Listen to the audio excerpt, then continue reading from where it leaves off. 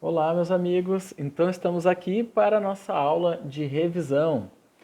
Então, hoje nós vamos falar sobre todo o material que nós vimos na segunda parte do semestre.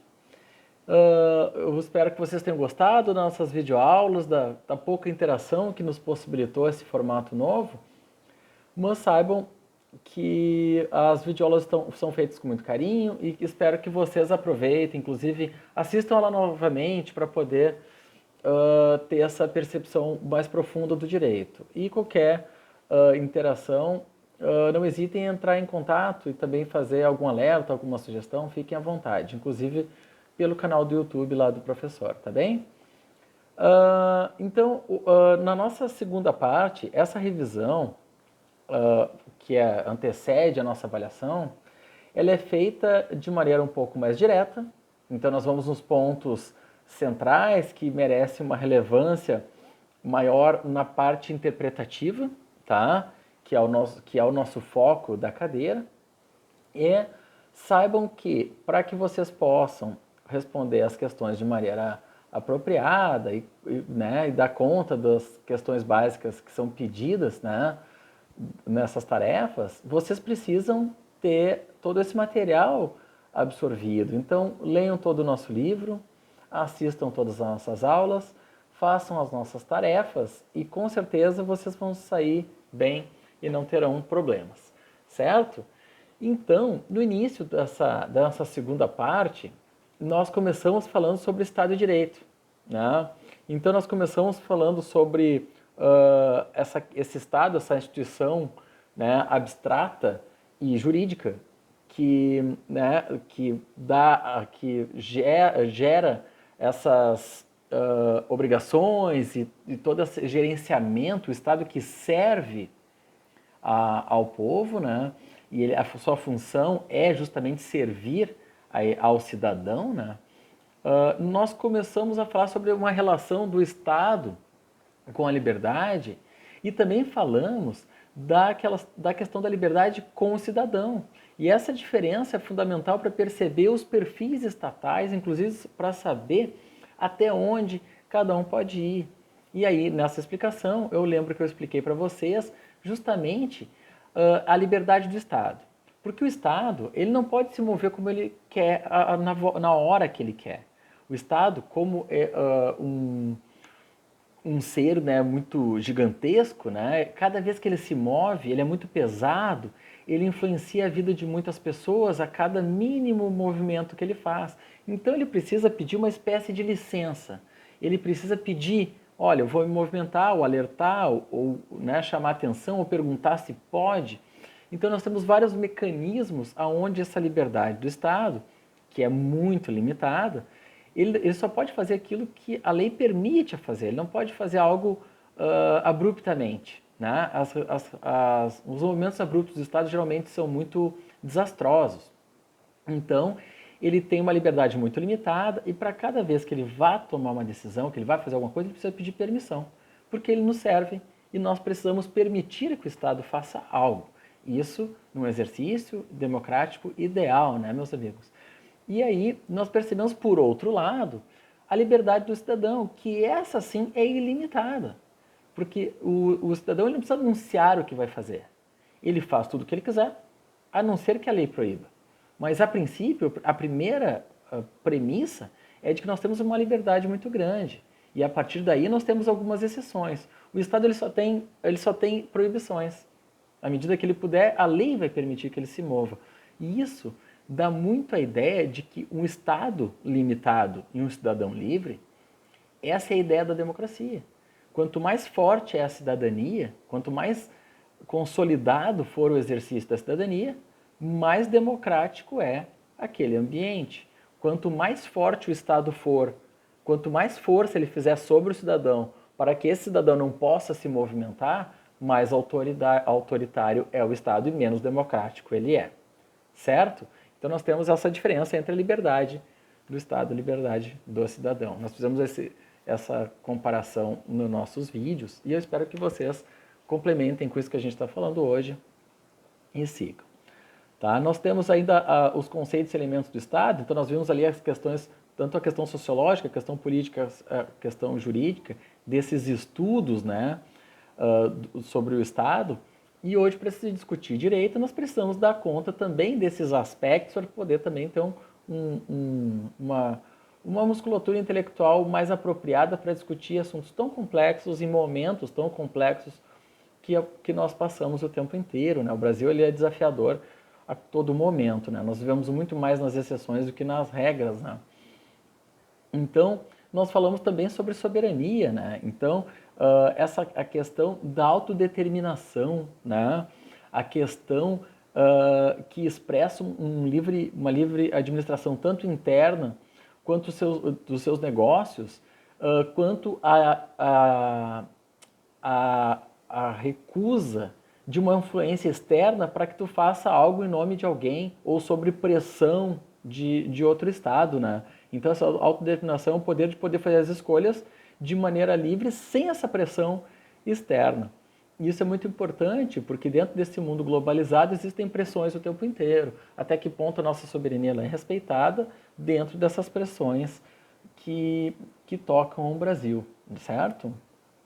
Então, verifique também lá no nosso livro e dê uma olhadinha nisso. Né? Eu quero que vocês prestem atenção também ali quando nós falamos sobre as concepções, né, dos fins do Estado. Então, tem a concepção individualista, a supra-individualista, né, sobre essas questões da intervenção ou não do Estado e de como o Estado, existem maneiras do Estado servir. Né? É importante também dar uma olhadinha nisso. E aí, nós passamos por um outro capítulo falando sobre, desculpe, sobre arbitrariedades. Então, porque o Estado ele comete muitos crimes, né? O Estado ele comete muitos abusos, o Estado é o grande réu, né, nos fóruns. Né? Então, a arbitrariedade é a conduta antijurídica praticada por órgãos da administração pública e violadora das formas de direito.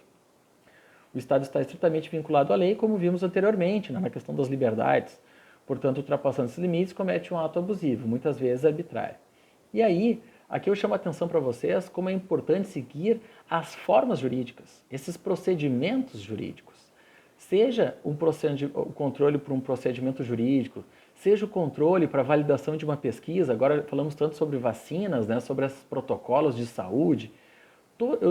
Eu costumo dizer quando me perguntam esses assuntos, eu não entendo nada de medicina, mas de pesquisa eu entendo.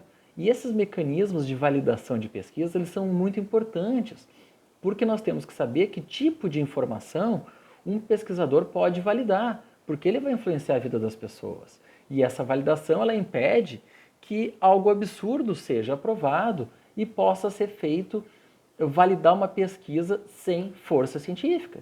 Então, as formas jurídicas, elas validam a obtenção da justiça. Então, as formas jurídicas, elas são importantes. A maneira de se chegar na justiça são importantes. E nós falamos também em outro momento de como é importante o meio no direito, né? A maneira com que chegamos até aquela situação da justiça ou da situação delituosa, a maneira que se chega lá nos interessa muito. Porque só o resultado final não é o suficiente. Eu preciso saber como aconteceu, em que circunstância aconteceu, né? Então, por isso que nós perguntamos muito aqui, tá, mas depende, como é que é? Nós partimos para outra profundidade de interpretação.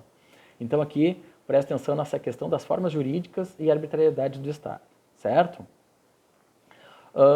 Nós seguimos também na outra aula, e aí falamos sobre as questões da questão da cientificidade da verdade, e tivemos uma aula um pouco mais filosófica sobre as questões de cientificizar os dados, né, e tirar essa humanidade do direito, de como isso é desafiador. E aí nós entramos nas questões de direito natural e direito positivo, que aqui eu queria nos deter um pouquinho a nossa atenção, certo? E nós falamos sobre normas éticas, né, sobre os tipos, né, de normas que podem ser estudadas, né, e as normas éticas são as que nos interessaram mais. Então, no direito positivo, nós temos algumas características, analisando ele de maneira isolada, certo? Então, o direito positivo então, é aquele conjunto de normas jurídicas criadas por meio de decisões voluntárias. É interessante lembrar que o direito positivo ele é voluntário. Nós escolhemos, justamente com uma fundamentação utilitarista, de do quanto útil é positivar ou não aquela norma. Né? Então, quem toma essas decisões é o Estado, por influência de uma série de vetores, mas é o Estado que toma essa decisão, certo? Portanto, ele tem uma outra característica que ele é mutável, porque ele pode tanto criar essas normas como revogar essas normas de acordo com a utilidade a ela dedicada. Eu posso tanto criar uma norma por questão de utilidade, como revogá-la por inutilidade. Portanto, nós temos também, como é uma questão voluntária, ela é regional, porque cada país tem as suas regras, cada estado também tem regras próprias, cada município também tem uma lei orgânica que dá conta de questões particulares. Então nós temos desculpe, questões regionais também influenciadas dentro do direito positivo. Tá? Por outro lado, nós temos a ideia de direito natural, que vai de encontro a alguns aspectos do direito positivo. Porque o direito natural ele é muito ligado à ideia de natureza, à ideia de valores, inclusive, que antecediam o homem ou a construção do Estado, e eles seriam, portanto, imutáveis, algo muito forte. Então, o direito natural ele se propõe permanente, e, né, ele é imutável. Então, ele se mantém igual o tempo inteiro. Né? Então, essa é a proposta do direito natural. E o direito natural também seria universal, porque se ele tem uma ligação ligada à natureza, umas questões de valores que antecedem, inclusive, a criação do homem, do Estado, ele seria universal, aconteceria em todos os lugares de maneira permanente. E não teria uma autoridade, né? O direito natural ele não permite uma autoridade que o mude. Então os valores do direito natural eles se colocariam como absolutos, aonde diriam assim, olha, vocês podem decidir sobre outras questões, os valores do direito natural, esses não. Então ele não permitiria que nenhuma autoridade os modificasse, certo? Tudo isso está de maneira pormenorizada, todo explicadinho no nosso texto. Preste atenção lá que vai ficar bem fácil. Eu estou aqui de maneira bem direta, trazendo os pontos mais relevantes para que vocês façam a nossa avaliação de maneira mais tranquila, certo? Preste atenção bastante nesses pontos e se detenha um pouquinho aí, certo? O texto continua falando sobre algumas questões dos conflitos entre direito natural e direito positivo. Na nossa conclusão, eu chamo bastante a atenção de vocês que esses dois pensamentos jurídicos, eles coexistem. E ele nos chama a atenção quando algum deles se sobressai e acaba mostrando um certo descompasso com a nossa evolução humana. Porque, na verdade, os dois são importantes e os dois eles vivem de maneira equalizada. A falta do balanço, do equilíbrio desses dois pensamentos é o que causam alguns problemas. Então, olhem lá no texto que vocês vão entender bem direitinho. Prestem atenção nisso, tá, pessoal? E aí nós entramos, já na outra aula, onde nós falamos sobre direito objetivo e direito subjetivo. E aqui, pessoal, eu comecei ali falando sobre a questão do vocábulo direito, né? O direito a alguma coisa. Nós usamos direito para tudo. Então, eu preciso fazer uma construção de pensamento aqui para vocês perceberem o que é o direito a algo, o que é ter o direito. Porque ter o direito é algo e tu ter o direito a algo é outra coisa. Então, é justamente essas duas ações, né? Esses dois conceitos que precisam ligar. Então, o direito objetivo e subjetivo, eles convivem, tá? Mas são coisas distintas. O direito objetivo é aquele direito que nós temos, que é como se nós tivéssemos um grande fichário e nós temos todos os direitos lá à disposição. Não quer dizer que eu vou usar todos eles, mas eles estão à disposição para que na hora que me seja conveniente, eu use. Isso, o direito objetivo, e muitos direitos, o direito objetivo também tem esse caráter que eu não tenho escolha. Ele está. São a questão de maioridade, por exemplo. A partir da meia-noite, daquela data, a relação jurídica daquele cidadão com o Estado muda porque aconteceu um fato inevitável. Não existe uma escolha. Aquele fato aconteceu, certo? Agora, nós temos questões de direito subjetivo, né? Nós temos situações onde eu tenho escolha, né? Eu posso escolher fazer ou não, né? Então, uma pessoa sofre um acidente de carro e ele pode querer cobrar a indenização pelo dano do carro dele ou não. Ele tem o direito à indenização. Esse é o direito objetivado. Nós temos esse direito. Esse direito está posto, ele usando ou não, e esse direito vai estar à disposição. Mas ele pode escolher, né, pedir indenização, chegar assim, olha, meu amigo, não arranhou muito, está tudo bem. E ele tem o direito subjetivo de acionar ou não esse pedido de indenização, judicialmente, inclusive. Então, nós temos um direito subjetivo. O direito subjetivo é justamente a escolha de colocar em marcha ou não um direito objetivo posto anteriormente.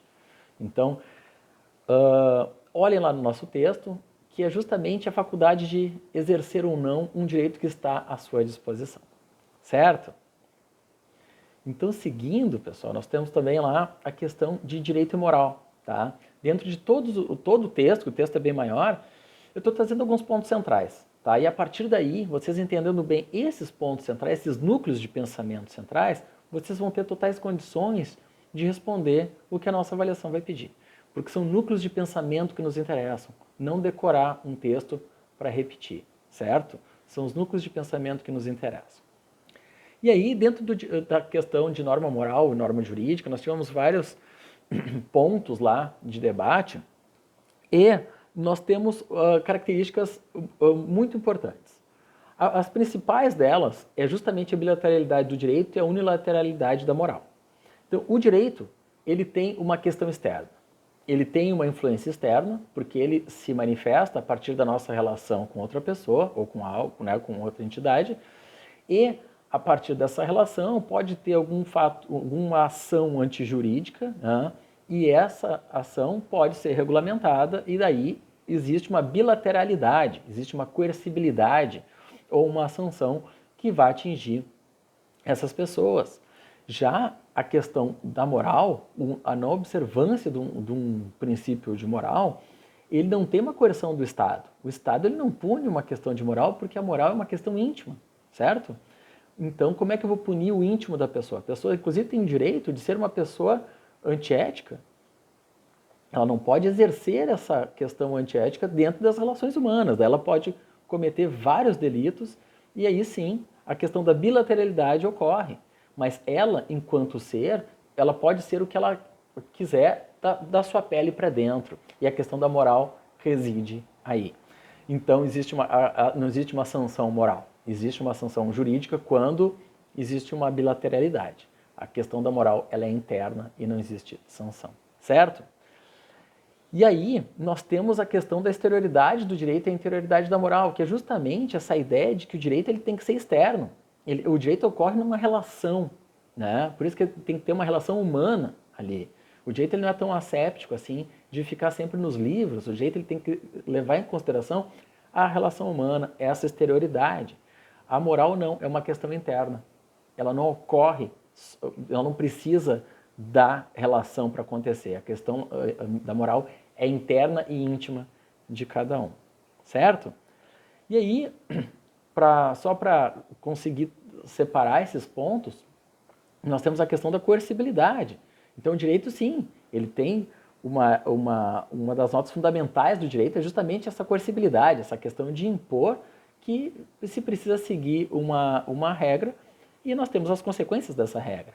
Já a moral, não existe uma imposição de que tu siga um princípio de moral, né? O Estado não deve ser moralista, né? Não deve ser moralista, porque na verdade as leis elas são das relações humanas, desligadas da questão de uma questão moralista interna, daqueles conceitos de moral internos, certo?